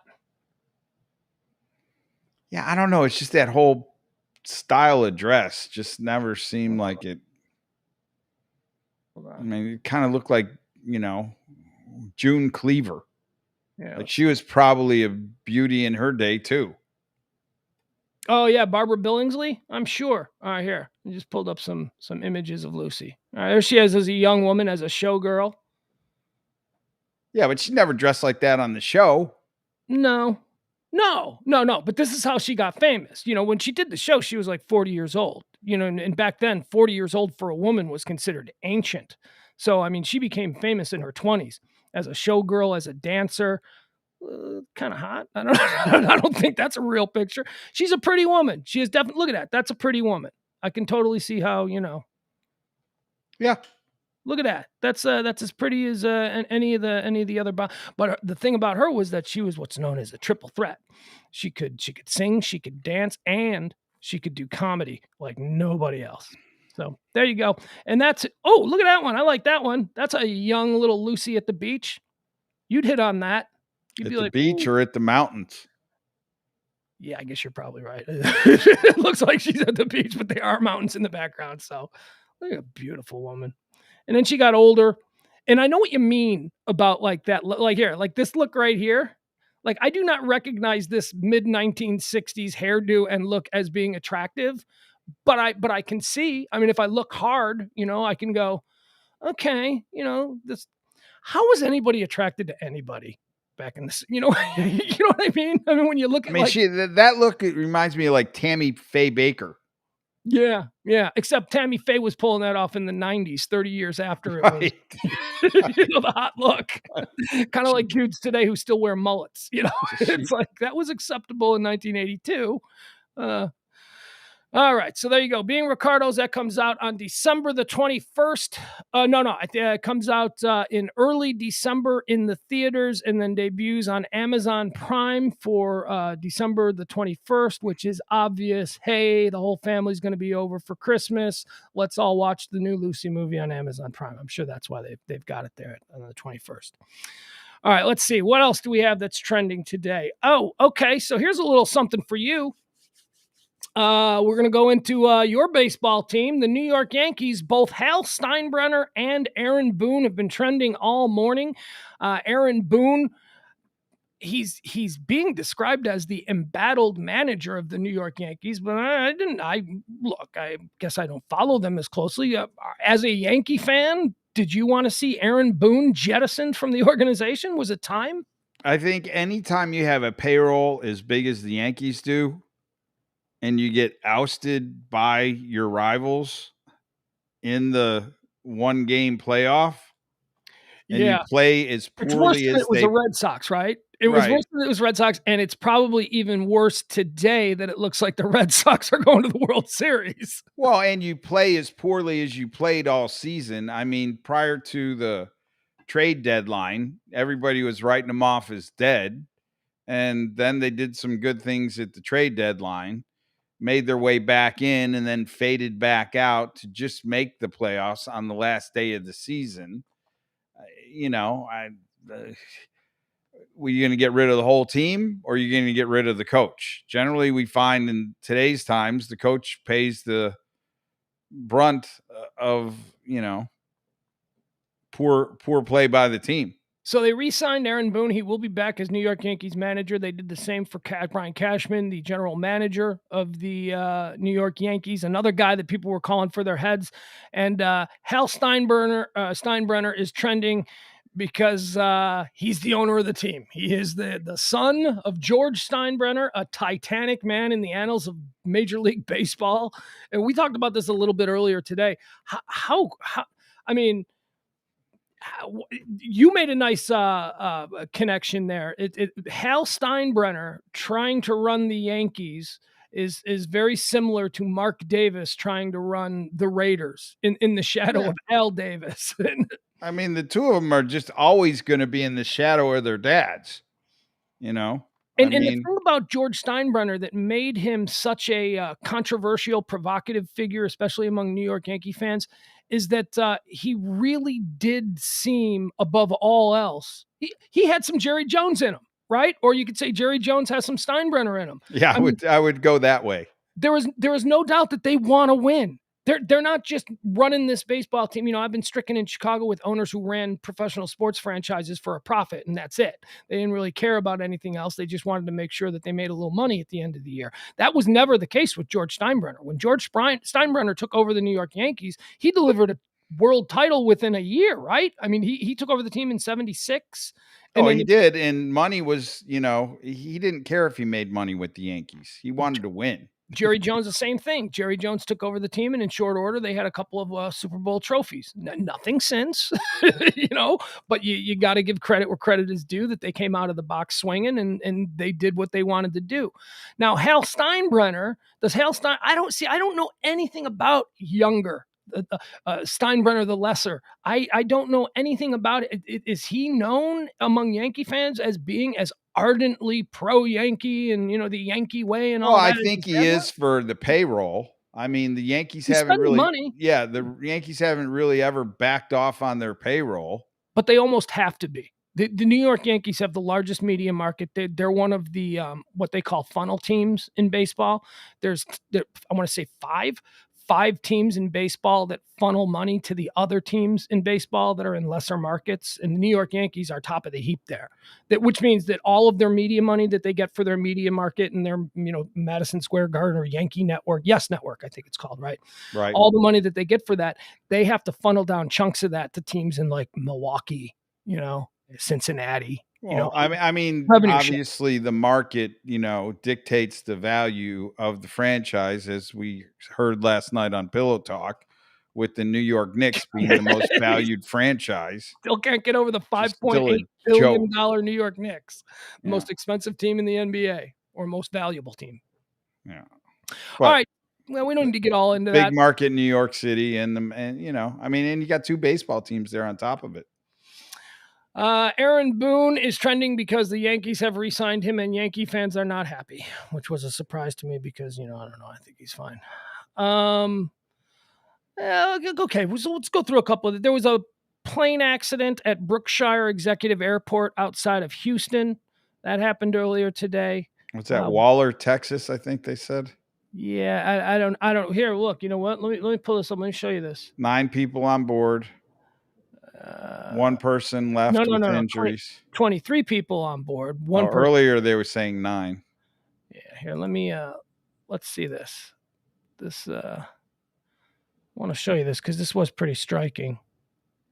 Oh, it was on fire. Oh yeah. There is a picture of the plane. The plane is completely disintegrated. Well, here, okay. I guess we'll pull this one up. This is one of those rich people executive airports, right? Private jets, that kind of thing, outside of Houston. It's sort of like what. Well, do we have an executive airport here in Dallas? I know there's an executive. Yeah, we do. airport. We have a couple of them. Where? Oh, Addison, right? Well, you got Millionaire out there. You got the one. There's actually one in South Dallas, an airport, and then there's one out in very north. Alliance. Is it Alliance Airport? I think. Yeah, in Fort Worth. Mm-hmm. Yeah, you're right. Yeah, so there are a couple. Live plane headed to Astros ALCS game with 21 people on board crashes in Brookshire. All right, look at this picture. Did you see that thing? Look at that. Yeah, I'm shocked that they walked away. That's what I'm saying, man. Everybody got out. One person was injured, and it's not even like they're saying they were injured terribly. Severely, right. We don't really have the details on that, but look at that. How did people get out of it? Now, obviously, it didn't look like that when people were getting out, right? I mean, that is after it had burned and smoldered for, in the amount of time it took the camera to get there with, but good Lord, the idea that anyone could survive that. Oh my God. I mean, you got to think a lot of fuel on board if they're just starting out their journey. I absolutely hate flying. I hate flying. I despise flying. And I have this feeling that I am going to die in a plane crash. And I've had it for decades. And every time I land after a flight, I go, not today, Satan. Not today. It's not going to happen today. I look, I don't know if it's, there are people, an example, we talked yesterday about Travis Barker, who got engaged to Kourtney Kardashian. And we talked about his plane crash in North Carolina back in 2008. He is another guy who had a lifelong belief that he was going to die in a plane crash. And then he had a plane crash and he didn't die. So I guess that's something to look forward to. I think with your family history, if I were you, I'd just take a boat. Well, what's my family? My family doesn't have a history. You said you're related to Unsinkable Molly Brown. Oh, yeah, but she's safe. Yeah, she's good. I can take a boat. Yeah. Right. Margaret Tobin. Yeah. The Unsinkable Molly Brown from the Titanic. Right. Wouldn't she on 3 boats? Like Dominic was telling me he's done research on her and he's always impressed that, Dad, Uncle Pugs is related to the Unsinkable Molly Brown. She was on the Titanic. And then 6 months after that, she was on this other plane and other ship and that one sunk. And then he said there's a third one. I never really looked all that much into her, other than the fact that I know that she was on the Titanic and that there was a Broadway play made about the Unsinkable Molly Brown, the Broadway play that was made about her. But I didn't know that she was on a bunch. So your son sort of hit me that I should look her up. Yeah. I've got a couple of people who are in the Tobin family tree in Ireland who have done things. There's Liam Tobin, who was the head of the Secret Service during the Irish Republican Revolution, which he's a hero. And then there's Maggie Tobin, who came to America, married a guy named Brown, and became Molly Brown. The Unsinkable Molly Brown. The Unsinkable Molly Brown. I love that name. Yeah, well, I guess that's why. I mean, if it was just the Titanic, you might not want to add Unsinkable to it, but maybe there were other boats. No, I'm telling you, I know my kid's done research, and there's at least 2. Well, he said there's 3. Your kid knows tragedy details the way other kids might know baseball card stats. Right. he can let you know how many people died in a warehouse fire in New York City in 1977. He can tell you that they electrocuted a kid in the electric chair when he was 14. Recite his name to you. Getting really close to Addams Family territory over there with that one. And then he wants that van with mannequins in it so he can drive it to high school. I'm beginning to What a wonder. guy. Oh, All right. Also trending today, we're running out of time, so I wanted to get to this one because this is one just for you. This is one for you. Do you know who Chris Broussard is? Chris Broussard. Yeah, he's one of a million. Why do I know this name? Well, I'll just tell you. He's a television sports guy, most known for his basketball stuff. He's on FS1, Okay. was on ESPN, a basketball analyst. You Okay. know, let's bring in Chris Broussard to tell us about the Ben Simmons. Well, stay in your lane is what everybody's yelling at Chris Broussard about, because apparently he got into some talk about the NFL. And this morning, oh my God, did he screw up on live TV? And it's these sports guys. Here's what I both love and hate about these sports guys. Every single one of them, their opinion is the right opinion, and I've got all the confidence in the world, and screw you if you disagree with me because I'm the guy you're watching. You know what I mean? It's that vibe. Stephen A. Smith. Oh, yeah. Stephen A. Smith, Skip Bayless, it doesn't matter. Even Jalen Rose, whoever it is, it does. Michael Irvin, they're all like that. What they have to say is right, and what you think is wrong, and they're on television, and it's that whole vibe. And I understand it. I understand because, you work in media. Part of being able to sell what you're saying is to have the confidence behind it. But a lot of times these dummy meatheads, and he's not a meathead, he's actually a journalist. It's not like he came from sports and is now. But man, all right, so let's watch what Chris Broussard did. You tell me where you see where it all goes wrong, okay? This is Chris Broussard this morning from, I believe this is First Take on FS1. Oh, here you go. Okay, Chris Broussard, let's get into this. You're good. And remember now, this one is just for you, so enjoy. It is titled, "The Cringe is Unbearable." Okay, so here you go. Here's Chris Broussard, basketball guy, talking about last night's football game. Happened on the play. Yes, Josh Allen Smith or Josh Allen slipped, but it got blown up on the left side because of the pressure of Tennessee. I wonder why.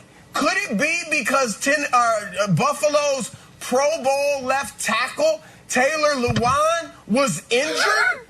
If he's there, maybe that doesn't happen, but he's out. So you got a second stringer that Josh Allen's trying to go behind, and you see he got destroyed. Dawkins, whoever that is. All right, so that's the problem. You're not good in the red zone overall. All right, so obviously you picked up on the problem there, but the confidence, the unwavering, I'm right, you're wrong, here's my opinion, that is totally misguided and poorly informed.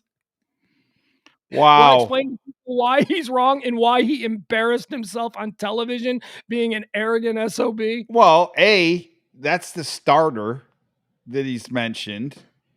B, I mean, I get you're upset that it was a bad call, and he did. I don't know. Let me nutshell it for you. He is saying that the reason the Buffalo Bills lost is because earlier in the game, their all-pro offensive tackle was injured, Taylor Lewan. If Taylor Lewan had been there, Josh Allen would have been able to score on that play. But Taylor Lewan, who we all saw injured earlier in the game, was not there. So the reason the Buffalo Bills lost is because Taylor Lewan was not out there protecting Josh Allen. Taylor Lewan does not play for the Buffalo Bills. He plays for the Tennessee Titans. Right. And Dawkins, he's on the other team. And Dawkins is our starter. Yeah, right. What a moron. And of course, he's getting completely, stay in your lane is trending. Chris Broussard is trending, all of that kind of stuff. And this arrogant SOB has not, he has tweeted, I watched this in the hour following this obvious screw up on TV. He tweeted about 15 times about other things, just trying to fill his timeline up with other things. And he did not come out and say, what? This is the problem with sports guys.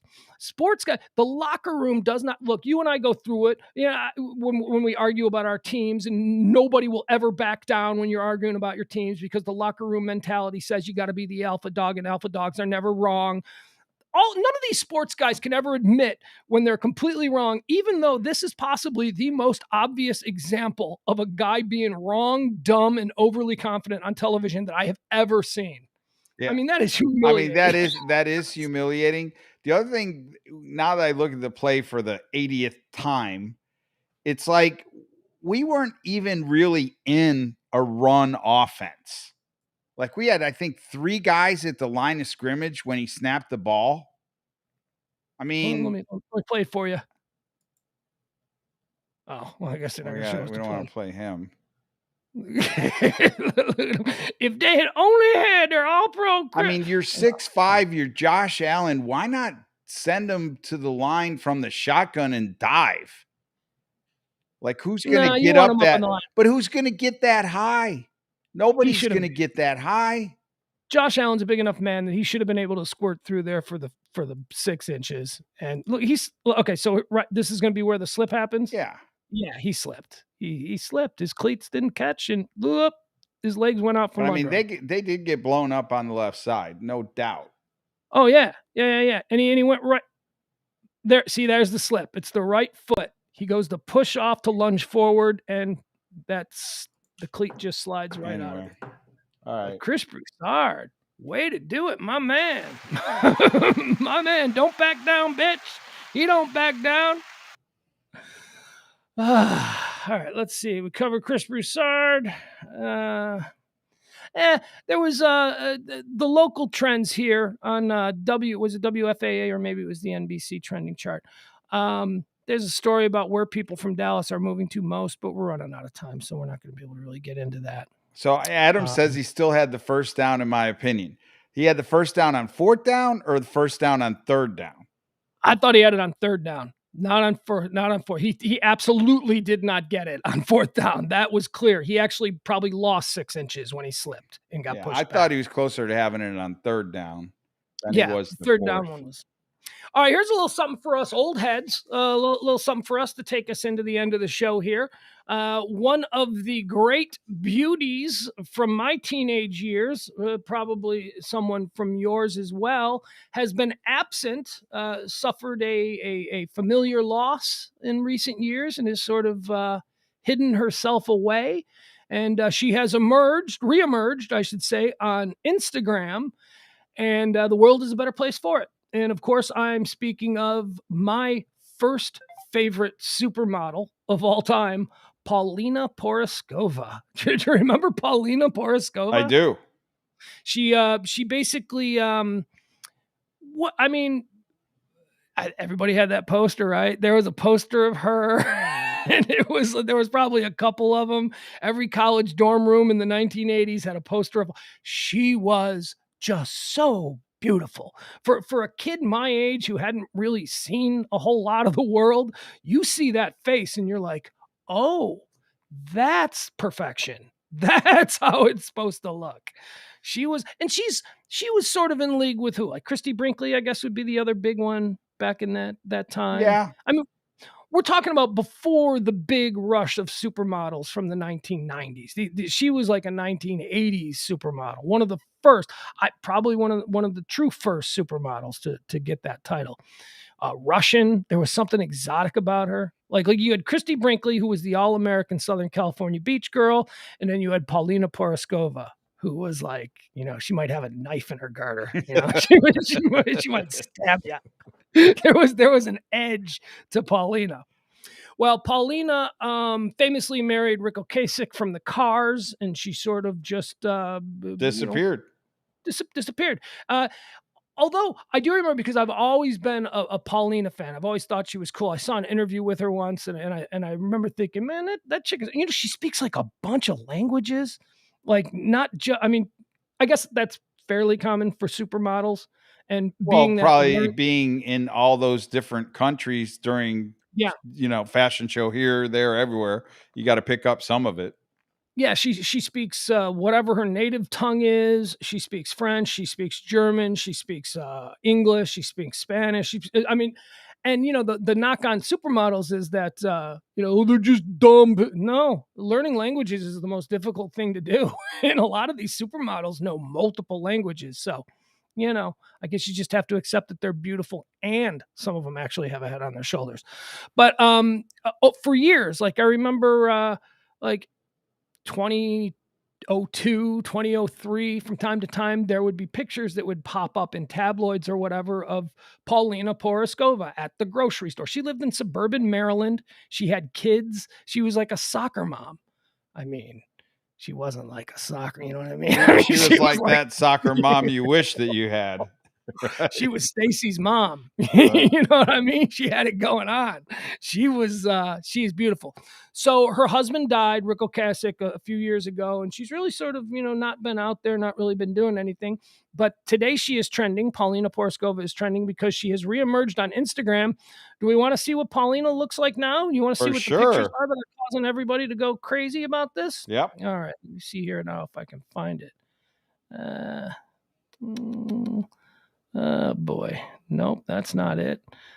Oh, here we go. Sorry. So she is 56 years old, which, let's go through these.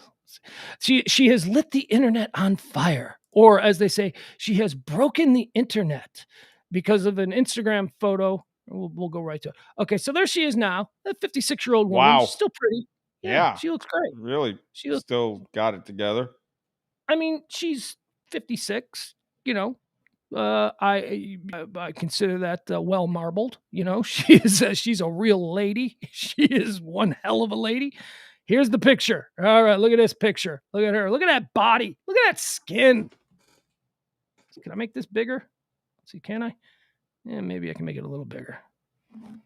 How do you keep your skin? I mean, I've seen my skin. Well, then again, I'm not a supermodel. I guess she's working with some better genes to begin with. Yeah.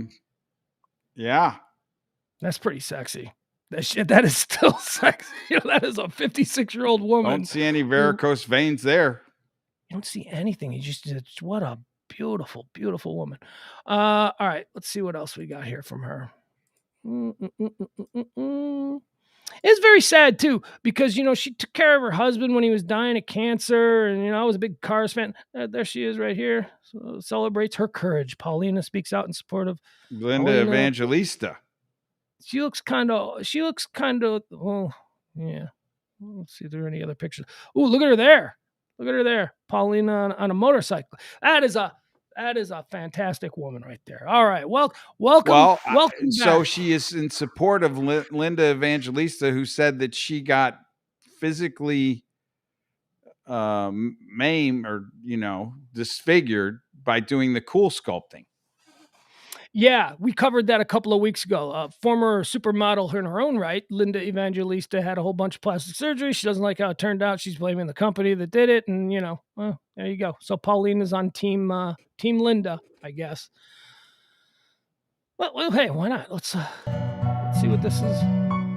Instagram again on Friday to share just how misunderstood women in the modeling industry can be. A model gets disfigured trying to look the way you want.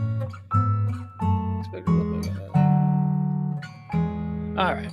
Well, whatever. Easy for Paulina to say. She was blessed with, Well, I think her point was that if you're a male and you're an athlete and you somehow get disfigured, you're looked at as a hero. And if you're a woman and you're trying to do something to your body and it doesn't turn out right, then you're looked at as an odd or ugly person. Well, I also think that as a society, we have wholly unreasonable beauty standards for women, whereas we have almost no beauty standards for men. Men can be heavy, men can be bald, men can be unshaven, men can be slovenly, and yet if they have a big personality and they're on television, people will find them cute. Where that's not the case. Women don't get those kinds of breaks.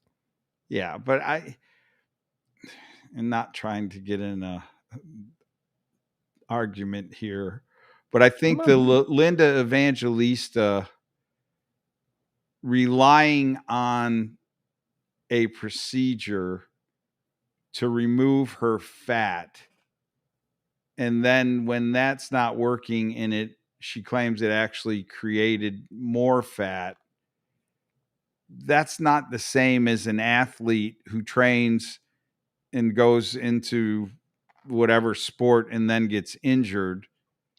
It's different. I don't see cool sculpting as basically any effort on your part. You're relying on someone else. And so there's a difference there in the mechanics, if you will.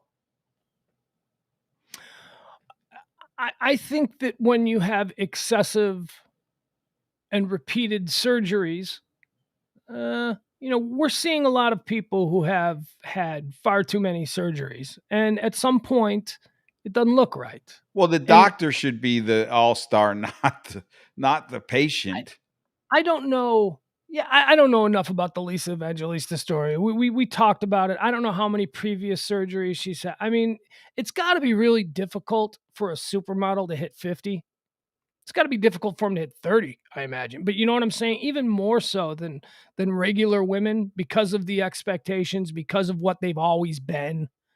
Right or wrong, if you're a supermodel at 25 years old, when you hit 30, that's got to be a rough one. You start to see lines, you start to age, you start to mature. I mean, I'm the kind of person, I think that the finest looking women out there are about 45 to 55. Now, granted, that's in my age group, because I like women. You know what I mean? I like there to be some sort of we're getting into this. I don't need to get into all of this. It's like I'm petitioning for dates. But I now find myself at my age looking at 25, 26, 27-year-old girls who are very attractive, who, you can say, oh, that's a hot piece. That girl's hot.